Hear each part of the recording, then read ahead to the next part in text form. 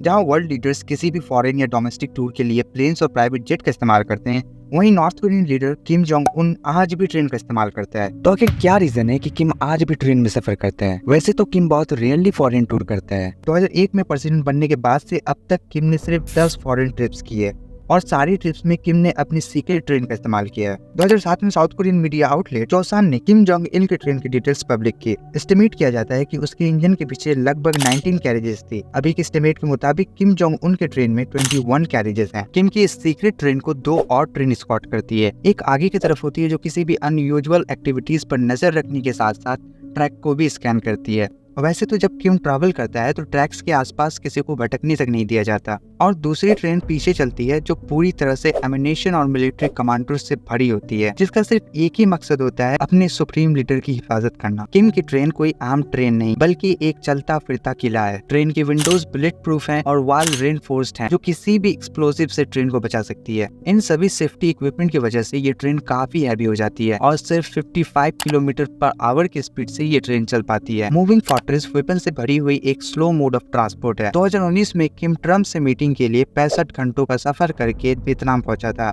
Kim Jong Un का father Kim Jong Il 1976 में helicopter accident में बुरी तरह जख्मी होने के बाद से कभी ऐसा सफर नहीं किया।